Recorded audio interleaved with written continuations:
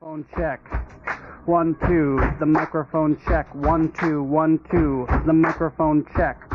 I got my headphones tuned between two different AM stations, and my briefcase is full of declassified information. Declassified. Good evening and welcome to News from Neptune for the third week of 2013. For more than 20 years, this program has been a spontaneous and unrehearsed discussion on the news of the week and its coverage by the media. First on a so-called community radio station, and when censored and locked out of there, welcomed, I'm happy to say, by the good people at Urbana Public Television. I'm Carl Estabrook. My discussants are David Green and Ron Zoke. We'll take turns suggesting an item from the week's news that's been ignored or misreported, sometimes even innocently, and then giving the others a chance to comment on it. Our program's name, News from Neptune, was chosen to honor Noam Chomsky, who has been talking sense about American politics for more than twice the 20 years we've been on the air. Chomsky has said that in the American media, quote, either you repeat the same conventional doctrines everybody is saying, or else you say something true, and it will sound like it's from Neptune. Today is January 18th, a day of war mythology, or to put no finer point on it, propaganda. On this day in 1919, World War I officially came to an end. It ended with the armistice the previous November, with the opening of the Paris Peace Conference in Versailles, France. And one of the great books, really, political books of the 20th century came out of that, great in terms of understanding what was going on there and afterwards in the century. J.M. Keynes' The Economic Consequences of the Peace, still very much worth reading in order to understand something about the politics of the last 100 years. On this day in 1943, the Red Army, the Russian Army, Soviet Army, broke the 890-day-long German siege of Leningrad.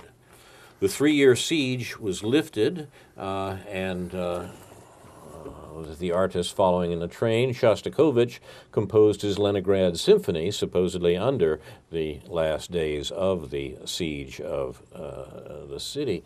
It's worth remembering for us Americans, particularly because of our mythology, that the United States won the Second World War with the invasion of Normandy. In fact, even after the invasion of Normandy and down to the end of the Second World War, the great majority of German troops continued to be engaged on the Eastern Front, that is, against Russia. It was Russia, which lost perhaps 20 million citizens in the Second World War, that won the Second World War, not the U.S. and the U.K. and the Free French and so forth. That was a sideshow in Normandy. The German military certainly considered it so, and indeed, in terms of the outcome of the war, that's what it was.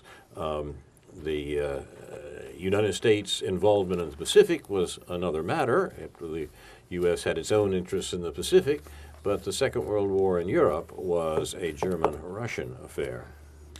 On this day in 1962, the United States military began spraying foliage to reveal Viet Cong guerrillas in Southeast Asia. The date's important, January 18th, 1962, that is in the midst of the Kennedy administration. There is prevailing mythology that the Kennedy administration wanted to end the Vietnam War. Nothing of the kind. They did everything they could to expand it and extend it. On this day in 1969, in France, the United States, North Vietnam, South Vietnam, and the National Liberation Front began peace talks. This note was in the Nixon administration.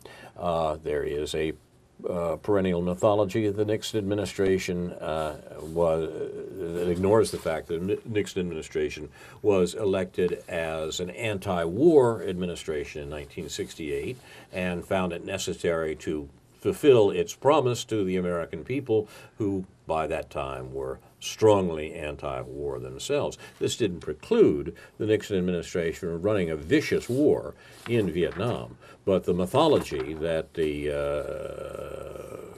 liberal Democrats were for peace and the conservative Republicans a la Nixon were for war is just the opposite of the truth. with the Martin Luther King anniversary, remember Martin King's comment still true today. A nation that continues to spend more on military defense, he uses the euphemism, than on programs of social uplift is approaching spiritual death. And finally, on the calendar, we note that Janis Joplin would be 70 years old tomorrow. So you're watching News from Neptune, the Another Little Piece of My Heart edition, and Ron Zook will offer the first moan. Yes. Well, I wanted to call attention to a couple of contrasting pieces that have appeared in the media recently that I think may not be getting enough attention. On Wall Street, Goldman profit rose to $2.89 billion in fourth quarter. Goldman Sachs on Wednesday reported a fourth quarter profit of $2.89 billion, or $5.60 a share, well above the results a year earlier, and handily beating analysts' estimates of $3.78 a share. The results were buoyed by strong trading and investment banking results.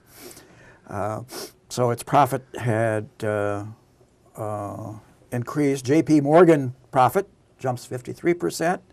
J.P. Morgan Chase reported a record profit of $5.7 billion in the fourth quarter, up 53% from the period a year earlier. Revenues were also strong, rising 10% to $23.7 billion. The results were bolstered by a surge in mortgage lending. The firm's results reflected strong underlying performance across virtually all our businesses for the fourth quarter and the full year, with strong lending and deposit growth, the chief executive, Jamie Dimon, said in a statement. So the bank released an internal report detailing the bad bet and related management missteps that created a loss of $6.2 billion last year. In light of the trading losses, the board reduced Mr. Dimon's bonus to only $10 million, paid out of restricted stock. My heart bleeds for him. While keeping his salary at the same $1.5 million. A diamond in the rough. Yeah, the chief executive earned $23 million the year before. And they go on to talk then about what the bonuses will be, the speculation. Those had not been announced, apparently, when this appeared. Meanwhile, Morgan Stanley's profit beats estimates. Morgan Stanley reported a fourth quarter profit of $481 million, or 25 cents a share, including charges. Excluding one-time accounting charges, the firm had a profit of 45 cents a share, beating estimates of analysts polled by Thomson Reuters of 27 cents a share. Revenue was $7 billion in the fourth quarter, up 23% from the year ago, when the firm reported per share loss of 15 cents. Morgan Stanley's chief executive, James P. Morgan, said in a release Friday that Morgan Stanley had reached a pivot point in its turnaround strategy. So they were going to announce a conference call. Meanwhile, in a local paper, we find a report on an economic study, Associated Press story by Tammy Weber, Poverty on the Rise in Illinois. 1/3 of Illinois residents are living in or near poverty, more than during the depths of the Great Recession, according to a new report that suggests that the trend is not slowing and that state budget cuts have exacerbated the problem. Almost 1.9 million Illinoisans, or 15%, live in poverty, up from 12% when the recession began in late 2007. An additional 2.2 million, or 18%, are close to the poverty level compared with the 16.2% in 2007, according to the report issued Wednesday by the Chicago-based Social Impact Research Center. And it goes on in this vein. Champaign County, Illinois, is one of the most affected areas. The percentage of impoverished people in Champaign County, as reported by the same research center, is the third highest percentage of residents who are living in or near poverty. So that's interesting. Again, the rich getting richer at a very high rate, ever accelerating rate, and the poor getting poorer. And there's no talk about distributive justice. Indeed, one of the jokes of the last week was that there were objections from some right-wing pundit to the teaching of algebra in some schools where they were studying the distributive law in algebra. You may remember that A times B plus C equals AB plus AC, and any talk about distribution apparently upset this particular commentator. They're teaching redistribution in a math class? Yeah, right. Well, the distributive principle anyway. So I thought maybe they should just stick to the commutative principle or something. Who knows? Back to Roman numerals. Right. Okay. Second point. Report. Violence plays role in lower U.S. life expectancy. The United States suffers far more violent deaths than any other wealthy nation, due in part to the widespread possession of firearms and the practice of storing them at home in a place that's often unlocked, according to a report released Wednesday by two of the nation's leading health research institutions. Gun violence is just one of the many factors contributing to lower U.S. life expectancy, but the finding took on urgency because the report comes less than a month after the shooting deaths of 26 people in Connecticut. The United States has about 6 violent deaths per 100,000 residents. None of the other 16 countries included in the review came anywhere close to that ratio. Finland was closest to the U.S. ranking with slightly more than 2 violent deaths per 100,000 residents. For many years, Americans have been dying at younger ages than people in almost all other wealthy countries. In addition to the impact of gun violence, Americans consume the most calories among peer countries and get involved in more accidents that involve alcohol. The U.S. also suffers higher rates of drug-related deaths, infant mortality, and AIDS. The result is the life expectancy of men in the United States ranked the lowest among the 17 countries reviewed at 75.6 years, while the life expectancy for U.S. women ranked second lowest at 80.7 years. The countries reviewed included Canada, Japan, Australia, and much of Western Europe, and so on. Another report, our healthcare system, which we keep hearing from certain quarters is the best in the world. This says the American healthcare system squanders $750 billion a year, 30 cents of every medical dollar, through unneeded care, Byzantine paperwork, fraud, and other waste. The influential Institute of Medicine said Thursday on a report that ties directly into the presidential campaign. This goes actually back to September. So healthcare, quoting from the report, in America presents a fundamental paradox, said the report, from an 18-member panel of prominent experts, doctors, and so on.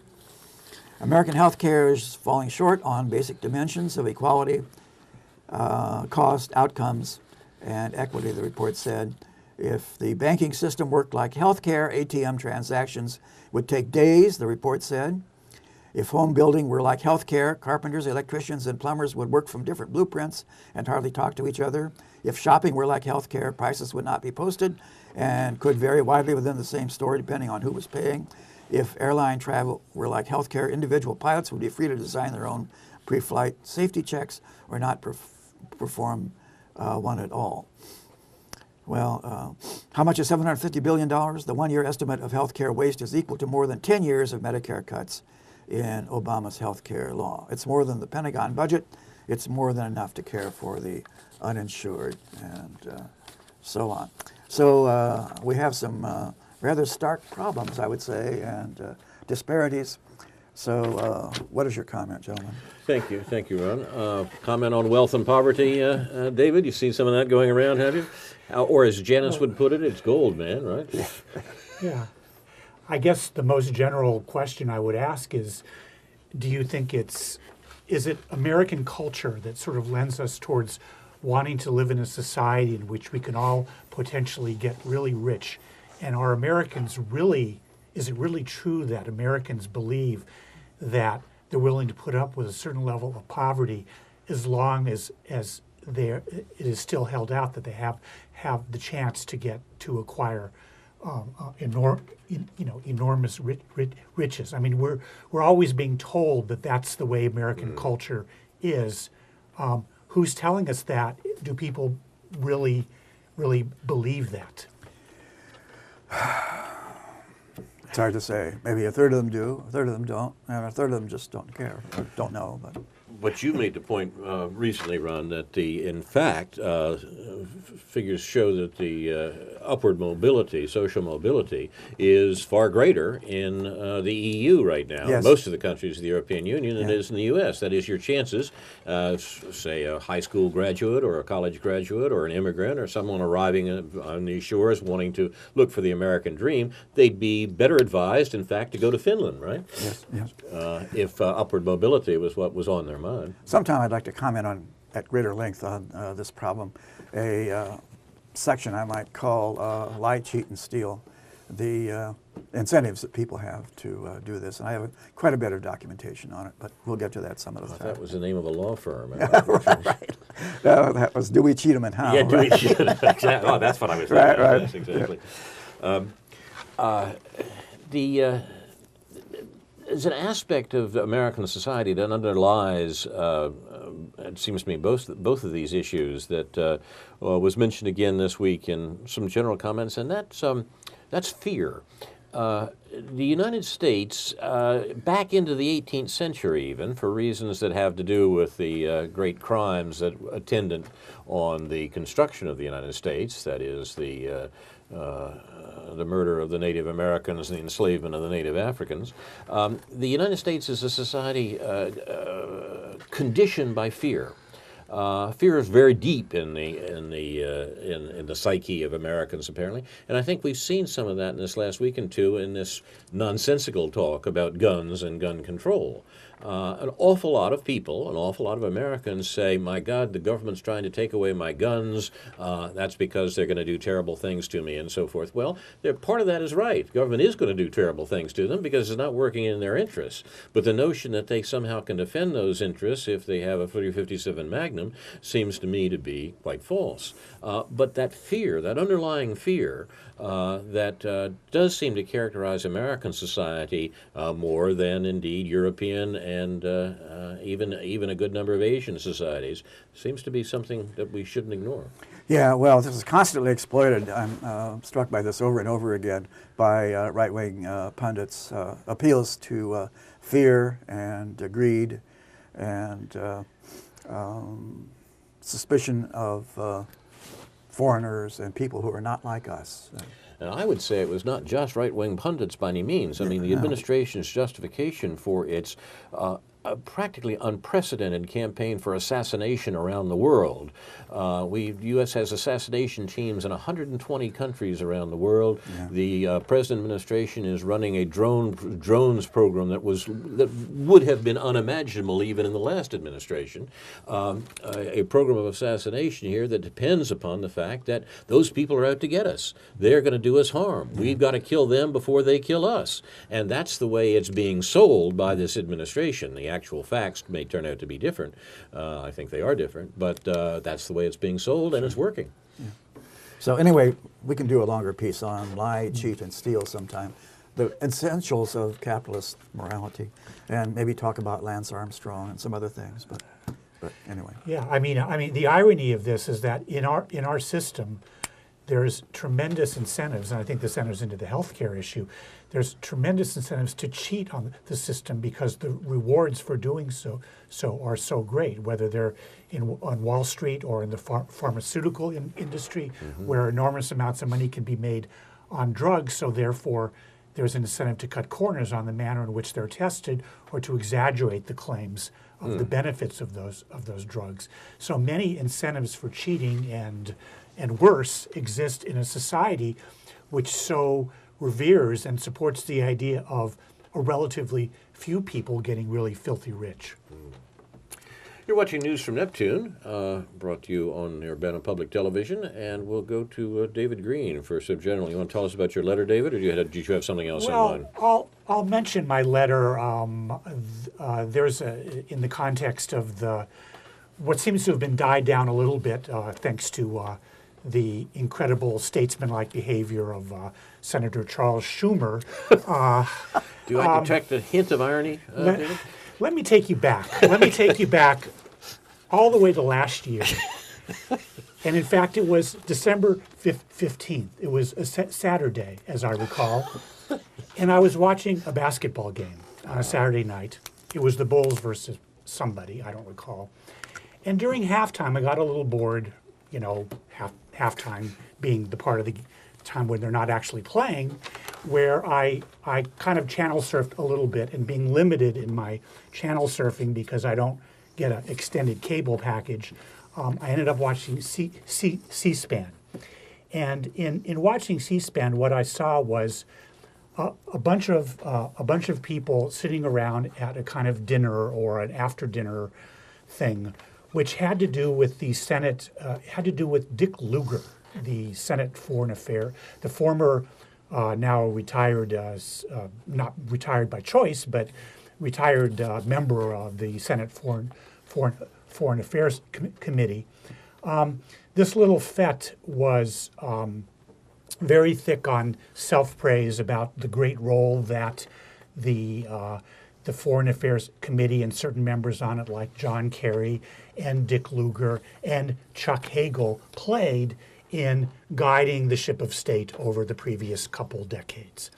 And as it turned out, the reason I was watching this, or the reason this was on, not the reason I was watching it, which was different, was that, as it turned out, it was because Chuck Hagel, who did most of the talking at this event, was about to be nominated for Secretary of Defense amidst a, dare I say it, firestorm of criticism from those who question his rather tepid criticisms of the Israel lobby, or his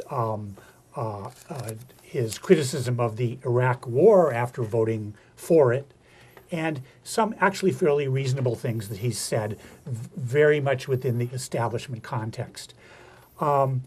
This has prompted certain members, the politics of the Israel-Palestine conflict, of the Israel lobby, of the neoconservative perspective, of the realist perspective, which we've referred to many times on this show, are a little bit complex and nuanced, but all take place within the context of supporting U.S. the kind of major goals of U.S. foreign policy, which we always refer to.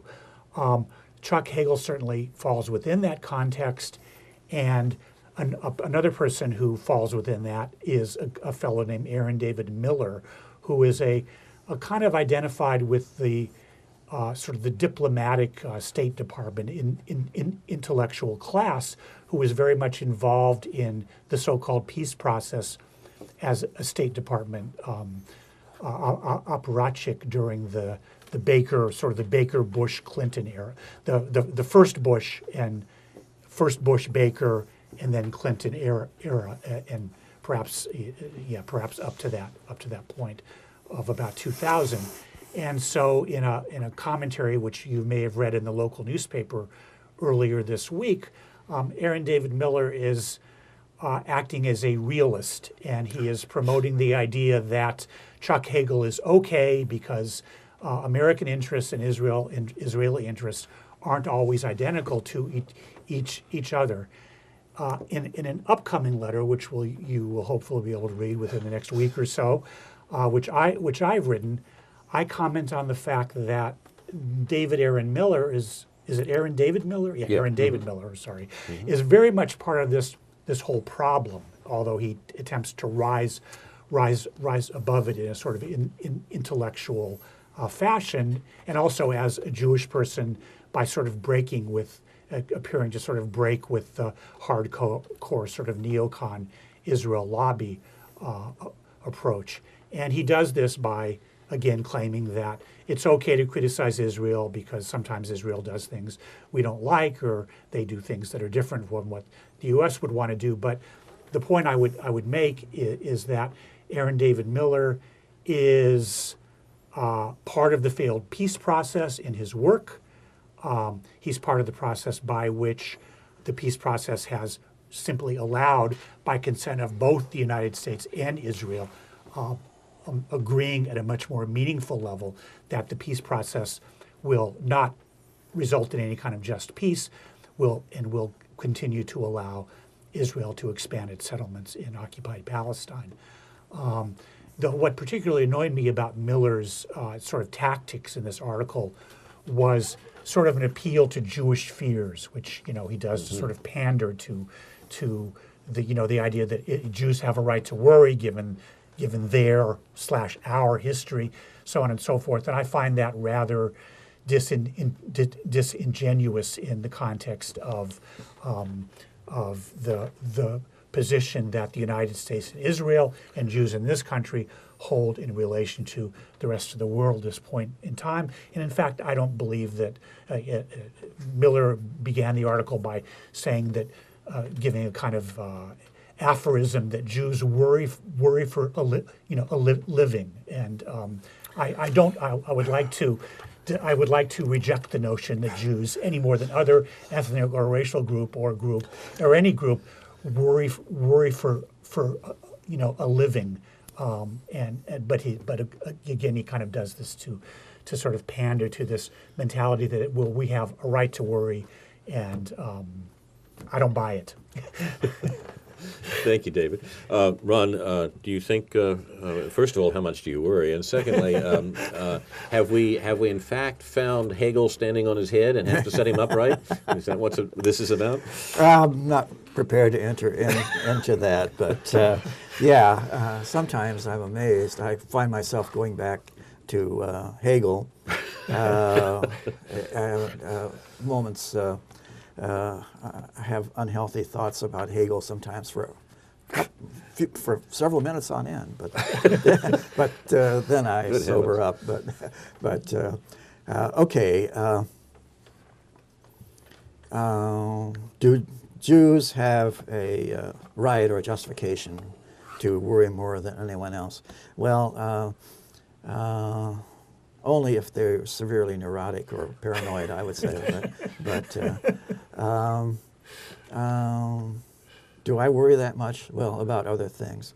But what annoys me is keep coming up to justify the American interventions, military operations, penetrations abroad is always 9/11, and for Jews it's always Holocaust, and just off to the side, there will be an accusation of anti-Semitism, which is supposed to justify everything that they do and say. And I think a lot of people are getting fed up with it, but they dare not say anything publicly because the consequences might be too grave. One thing I couldn't fit into my letter. I mean, I could have written the whole letter just to kind of, puncture the notion that Jews have a right to worry, that our fears are understandable, that these fears even represent the majority of Jewish people or the attitudes towards Israel in particular. But just the idea that in this country in particular, given the history of this country, we've had various groups of people that have been subject to genocide, to ethnic cleansing, to displacement, to internship, to expulsion. And the kind of groups that I'm talking about are obviously Native Americans, African Americans, Mormons, Chinese Americans, Japanese. Absolutely. None of these groups, it wasn't always a picnic for Jews in this country, but the Jewish experience in this country, I mean, certainly none of these people who evoke Jewish fears are arguing in relation to the Jewish experience in this country. Yet it is assumed that Jews who have very much benefited from our relative privilege as European white ethnics in this country somehow have a right to kind of vicariously identify, 60 years after the Holocaust, and given all what we know about the evolution of Israel and our involvement in the Middle East in this period, that we still have right to this kind of primal attitude about what's going on in that part of the world. And it reveals Miller not to be such a, not to be above pandering to this, even though he sort of pretends not to. There's one aspect of this, the whole Hagel affair, the business of appointing Chuck Hagel as head of the Pentagon in place of that remarkable doofus Leon Panetta. And you can see why they'd want to do that in Washington. I mean, Panetta really doesn't know enough to come in out of the rain, and occasionally he'll say something that causes the need for a good bit of covering by the administration. This administration, I think, if anybody's left around to write the history of this administration, one of the things they'll say about it is that it's perhaps as sensitive as any administration in living memory to manipulating its public image. Its press relations and so forth are far more important even than the administrations that were supposed to be particularly attendant to that, like the Kennedy administration, for example. The Obama people work hard at it. Now, I think they've done something like that here with this Hagel nomination. Remember, we had like 2 weeks of discussion of the Hagel business, whether Hagel was legitimate, whether he was sufficiently pro-Israel, whether this represented a new attitude on the Obama administration to Israel, so on and on and on. You know, over one cabinet appointment. How long has it been since a cabinet appointment has made any difference in the real policy followed by any administration? But we did have all that chat. And when there's that much talk going on, you figure maybe something else is being covered over. Well, I think we found out what it was. After the end of a week or 10 days of this chat, the administration said, oh, by the way, we're also going to nominate John Brennan as head of the CIA. Well, you know, everybody all upset about Hagel didn't have too much time to talk about Brennan, who is too dirty, was too much involved with the torture regime to have been appointed head of the CIA when Obama became president, as Obama had wanted to do. Now they've got him in there, and they've got him in there. He's smuggled him in, sort of wrapped in the cloak of Chuck Hagel, and everything is going along swimmingly, and we'll have hearings about Hagel and Brennan, but obviously the Hagel hearings will be the ones that get the news attention. This is clever. These people are good. This is the Obama administration working the way it does on this stuff. Parentheses here, by the way. We're recording Friday afternoon, September 18th. January. Sorry. Where did September come from? Thank you. A little cold outside for September. Or it shows how prescient we actually are that we're doing. No, it's January 18th. Sorry.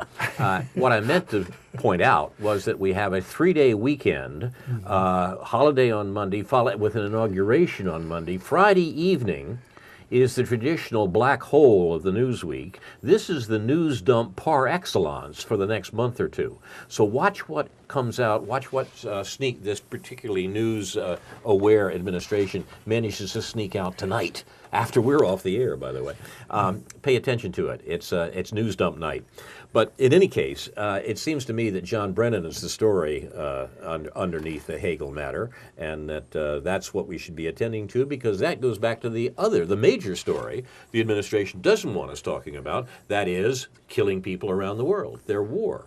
They don't want us to notice it. They don't want us to pay any attention to it. They certainly don't want us to get upset about it.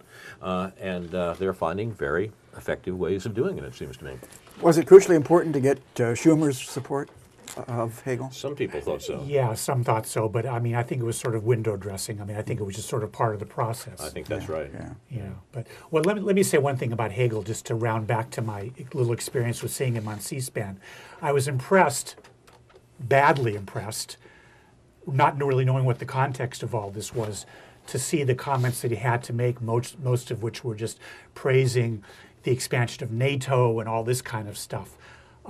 There's a few good things that could be said about Hagel and his background, and it's hard to know whether those are things that make him smart or make him dumb. I mean, I think he's smarter than Panetta in lots But what a low bar. In some ways, yes, but then again, it's like he's independent enough to know that he shouldn't go along with everything the Israel lobby says, but I'm not sure if he quite understands what the whole program is and how he's really part of it. Just sort of in the same way that Aaron David Miller really doesn't quite understand how he's part of it, and sort of wants to pretend he's not part of it, or that he's above it. And so what scares me about this whole thing is that I kind of see Hagel as fitting the image of a Secretary of Defense better than Panetta, which again, a very low bar. I mean, Panetta looks bad. Not to judge people on how they look, but he doesn't fit the image of a Pentagon, of somebody running the military. Hagel will. Yeah, and true. just in the sense that I think that Obama would have preferred, of course, and wanted Susan Rice as an Secretary of State. He's settling for John Kerry for political reasons having to do, as you probably know, with the Libya affair and so forth. But again, what scares me is that actually, in spite of those who are arguing, and maybe who I would like to believe that Hagel would be doing some things, cutting back in some ways, but when I look at the larger picture, what I see is Obama sort of developing this sort of lean, mean team of foreign policy, along with Brennan, that can't possibly be any better from a leftist point of view than what's gone on in the last 4 years. In the German ideology, Karl Marx writes that Hegel, he was talking about another Hegel, remarks someplace that everything in history happens twice. He forgot to add, says Marx, the first time as tragedy, the second time as farce. And he applies that to French 19th century history, the revolution of 1789 and the events in France in the middle of the 19th century, and makes, in fact, a very, very interesting reading just in itself, to say nothing about its, as it were, theoretical implications. But the question of things happening twice as tragedy and farce came back this week with the appearance of a book that was featured on Democracy Now! And in a review by Jonathan Schell. And I'd like to say a word about that. Schell's review is entitled, "How Did the Gates of Hell Open in Vietnam?" So the tragedy and farce that we're talking about is the tragedy of Vietnam and the farcical, also tragic in itself, war in Southwest Asia today, which parallels in some ways, the question is what ways, the war in Southeast Asia of a generation and more ago. And those parallels hold primarily in terms of what they reveal to us about American policy.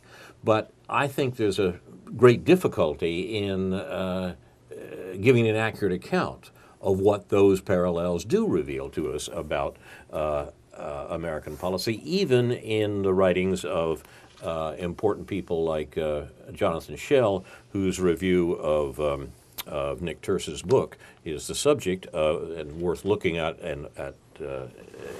in extenso when you can find it on the net. How Did the Gates of Hell Open in Vietnam is Schell's title. He writes, "For half a century we've been arguing about the Vietnam War. Is it possible that we didn't know what we were talking about? Yea, verily, it's quite possible. After all that has been written, some 30,000 books and counting, it scarcely seems possible, but such it turns out has literally been the case." Now in Kill Anything That Moves, that's the title, Nick Turse has for the first time put together a comprehensive picture written with mastery and dignity of what American forces actually were doing in Vietnam. The findings disclose an almost unspeakable truth. Meticulously piercing together newly released classified information, court-martial records, Pentagon reports, and first-hand interviews in Vietnam and the United States, as well as contemporaneous press accounts and secondary literature, Turse discovers that episodes of devastation, murder, massacre, rape, and torture, once considered isolated atrocities, were in fact the norm, adding up to a continuous stream of atrocity unfolding year after year throughout that country. And the point here is that the first time is tragedy, second time is farce. This is also the way the U.S. has conducted the war in Southwest Asia, as we were reminded once again by the case of one mad sergeant that was discussed this week, and the murder of many local civilians. The point is, this is the way the wars have been conducted. This is the way the war was conducted in Vietnam. This is the way the war has been conducted in Southwest Asia, and as we see today, expanding into Africa. And we, for a variety of reasons, don't know about it. When the My Lai massacre was revealed finally to Americans a year after it happened in 1969, there was great outrage, but people took it for granted that this was an isolated event. There were a few people who said then, no, this isn't right, that's the way the war was being fought. But until the American army in Vietnam revolted, as it essentially did in the next several years, very few Americans came to understand that that was the way the war was being fought. And even after that, the horror that had been observed and perpetrated by American soldiers in Vietnam meant that we really didn't talk about what happened there. Well, Terce's book now brings some of that out 40 and 50 years later, and Shell's account of the significance of the book seems to be about right. Comments, gentlemen? Another aspect, rarely commented on, the extent to which we used chemical warfare in Vietnam, although it's usually not looked at that way. Right. Napalm and Agent Orange. Yes, early use of weapons of mass destruction in Vietnam, although, again, Americans prefer to call it something else. I mentioned at the top of the hour today that today is the anniversary of the Kennedy administration's officially beginning to use defoliants, to knock down all those trees that got in the way, didn't allow us to see those people we were trying to kill throughout the rural South Vietnam. And the Vietnamese are still feeling the effects of that. Absolutely. Not to sound like I'm shooting fish in the barrel here, but there was a column in the Sunday News Gazette commentary 2 or 3 weeks ago by one of the resident right-wingers, who actually once in a while has something reasonable to say, Cal Thomas, but not that often. And in this case, he was writing about Vietnam, and he concluded after looking at the manner in which Vietnam has kind of come around to be a capitalist country, kind of a post-colonialist capitalist country, sort of integrated into the global economy as a provider of cheap labor and so forth, that he concluded that the Vietnam War had, in fact, not been in vain, namely being concerned about American deaths, not Vietnamese deaths, but American deaths, that American soldiers or personnel had not died in vain in Vietnam. So this can be written in a newspaper, in a nationally syndicated newspaper column 40 years after the end of the Vietnam War, or nearly 40 years after the end of the Vietnam War. And so it just testifies to how little people apparently understand or want to understand. So I think it's timely. At the same time, we're talking about the 30-year anniversary of the signing of the Accords at the beginning of '73, right. Which have been critiqued in a couple of interesting articles on the Counterpunch website by Gabriel Coco and a guy named Ron Jacobs, who talk about what the meaning and not meaning of that event was. The book, Terce's book, was presented on Democracy Now! The other day, and they began with Terce himself began with a long clip from the Prince of Hypocrisy, John Kerry, about to be apparently our Secretary of State, in which young John Kerry was, in fact, himself one of the few people to talk about the atrocities perpetrated by Americans in Vietnam.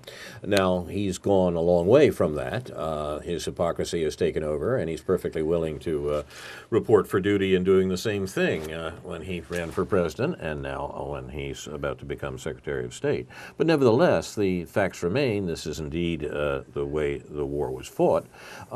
And my only dismay with the coverage of Terce's book is that Jonathan Shell at the end says, well, part of the problem was that no American administration was willing to withdraw from Vietnam because they were afraid that they'd lose the next presidential election. This is a bit of American political mythology that's flatly false. It's simply untrue. It ranks right up there with the notion that Kennedy was trying to withdraw from Vietnam when he was killed. These are self-serving American political myths that are not right. What we forget is that the anti-war candidate was elected in the 1968 election because he criticized the war of the previous administration. We forget the same thing happened in the year 2000. The anti-war candidate was elected in part because he criticized the war of the previous administration. Nixon was the anti-war candidate in 1968. In 1972, in order to beat a weak and wounded candidate, Democratic candidate, Nixon had to pretend that the promise had been redeemed and the war was ending, peace was at hand, as Henry Kissinger said, because by that time, and indeed for a number of years before it, 70% of Americans were deeply opposed to the war. But we have this mythology of the Republican right sort of carrying on these wars, and the Democratic left, being sort of feckless and ineffective in opposing them as well. It's just opposite, perhaps, to the truth. We are coming to the end of News from Neptune today. We turn to our new department, Coburn's Corner. The corner has an edge, indeed a sharp edge. The last writing from the late journalist Alexander Coburn was a pamphlet called Guillotined, in which Coburn nominated cliches, overused phrases, and tedious words for elimination. We want to carry on his great work by adding our own suspects to the kill list. It's a lot less literally lethal than Barack Obama's kill list, of course. Ron, you got somebody for the kill list today? I have several as usual. These are You're good at this. some I know words you like that other people would like to get rid of. Binders full of women. Dude, does anybody even remember that? Or what it means? New verb, Eastwooding, addressing an empty chair as if it's President Obama I or sort of someone. like that one. I'm going to save that one for the guillotine. Yeah, right. Bothering me more and more to hear task as a verb, to task someone. Yeah, good. Love Pentagon, the tangle of relationships among General David Petraeus, Paula Broadwell. What happened to them? They've disappeared. With whom he had an affair, General John Allen and several others, a play on Love Triangle. Love Pentagon as opposed to Love Triangle has possibilities. Yeah, right. Obama-Loney, Romney's campaign name for what it called distortions and misrepresentations of Mr. Romney's policies and accomplishments by the Obama campaign. Unskew, to adjust data to suit one's beliefs or desired outcomes. This verb evolved from the name of the website, Unskewed Polls, which adjusted polling findings to reflect what the results would look like if more Republicans had been questioned. And Waitress Mom, successor, I guess, to the little old lady in tennis shoes of some 20 or 30 years ago, Soccer Mom, Pitbull Mother, and so on. And I don't know, I just find it mildly amusing and annoying that keep coming up with those things. How about you, David? You got some candidates for the guillotine? I don't have any literal. I mean, I could have a candidate or two, but I've sort of wanted to break the rules, I guess, and just bring up a general sort of category of things, and that is the current. We live in a time which we've already sort of referred to, in which movies seem to be too often driving political debate. It's like we can't talk about history unless there's a movie about it first. And I want to protest that. I want to suggest that people need to read books, And I know it takes time and so forth to do research and read articles and things. Yeah. But I haven't really. There's several movies of various. Appeal, from Lincoln to Argo to Dark Room 30? Zero Dark 30. And the other one, what's the other one I'm trying to think of? Django even. Django Unchained. All of these movies seem to have historical references, which obviously we're going to be hearing a lot more about between now and when the Oscars are awarded in a month or two. But I would suggest that the discourse around these movies has been singularly unedifying and illuminating, that we would better just talk about history and talk about its relationship to current events as we do on this program. I'll put in just one good word in the spirit of Counterpunch, of Alexander Coburn and Counterpunch. There's a writer who's been featured on Counterpunch over the years who I think has been good at addressing the relationship between culture and various problems. His name is an African American man named Ishmael Reed. Oh, yes. And I think he has had some very good things to say about these things recently. So at least if we're going to have to deal with popular culture and media images and so forth, I think we should perhaps turn to him and find out what he has to say about a movie like Django or about a director like Steven Spielberg and so forth. This, I think, is a very good point, David. The Golden Globes awards show last weekend is a great example of what you're talking about. The only good comment I've seen on it, in fact, came in a non-American paper, The Guardian, an article that pointed out that the winner of the Golden Globes was Islamophobia, and that exactly they instanced the same movies that you just mentioned, including Lincoln, which, after all, is a very political movie about how presidents should behave, and it's very much in favor of the present war-making administration. The director of Argo made a point of praising the CIA and our brave soldiers defending freedom in the Mideast, and that brings to brings me to my candidate for the guillotine this week, and that is precisely the phrase "defending freedom." We heard this in several ways this week, including a letter to the News Gazette by our colleague Mort Brussel, which raised questions about the sorts of things that were being said as a matter of course, non-reflectively, about veterans.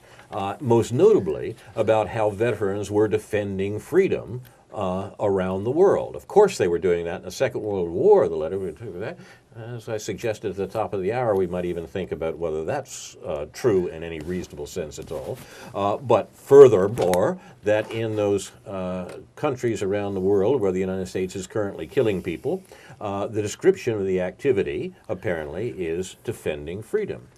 This moment's reflection shows us this is absolute nonsense. The only freedom that's being defended by American soldiers, American forces around the world, is the freedom of the American government to kill people it doesn't like.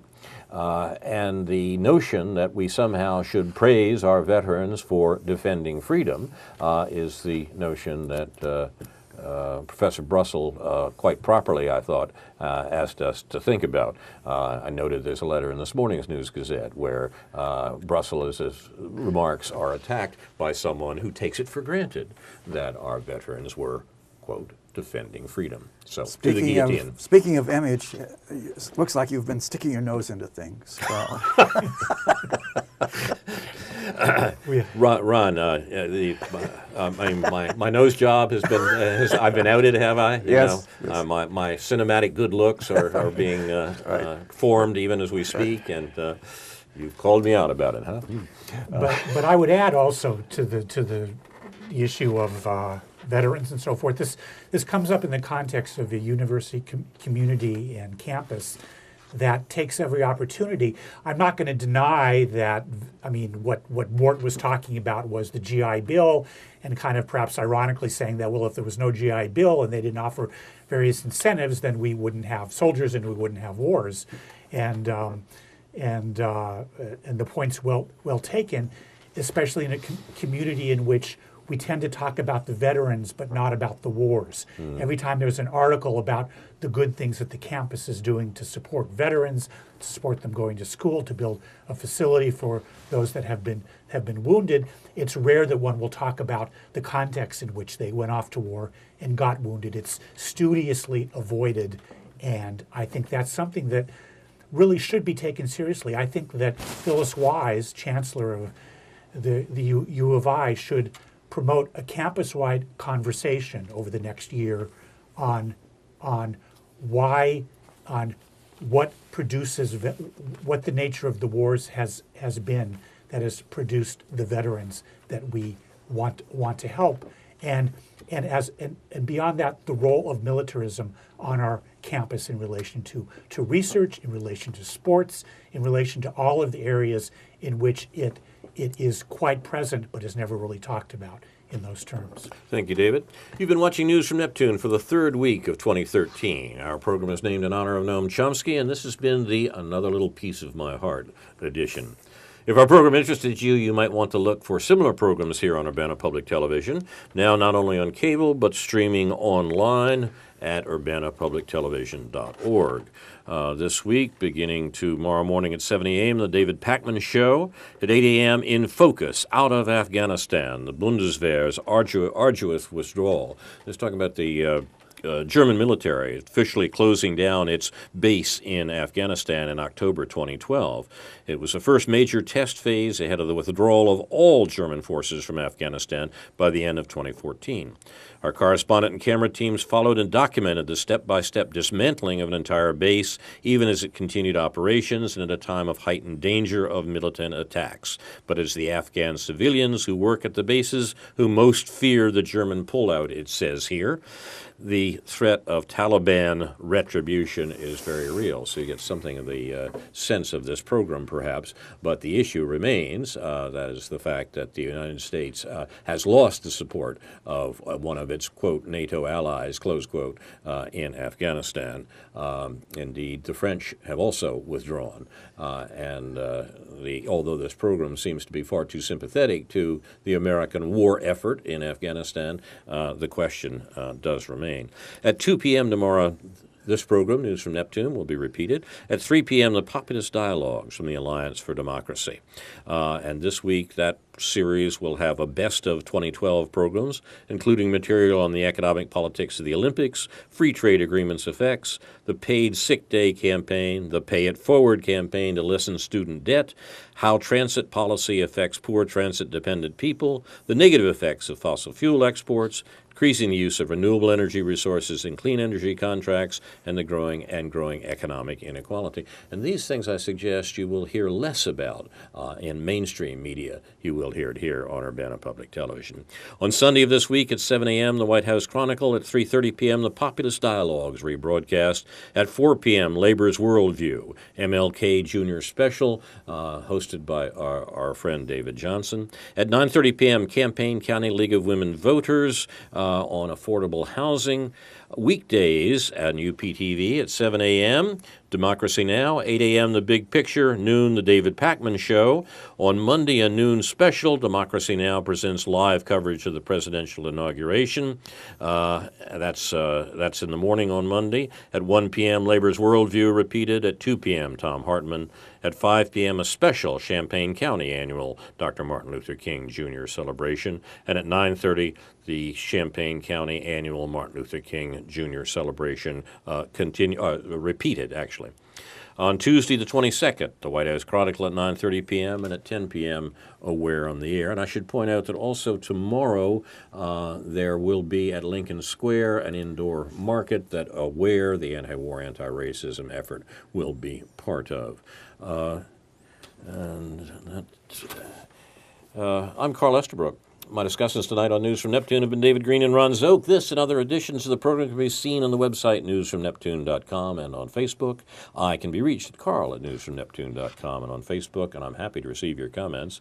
Our thanks to UPTV, especially Jake, Jason, and Caleb. Inshallah, we'll be back next week with a new edition of News from Neptune to remind you, in the words of Edward de Vere, what's past is prologue, what to come and yours and my discharge. In the meantime, confusion to our enemies, and a good night to you.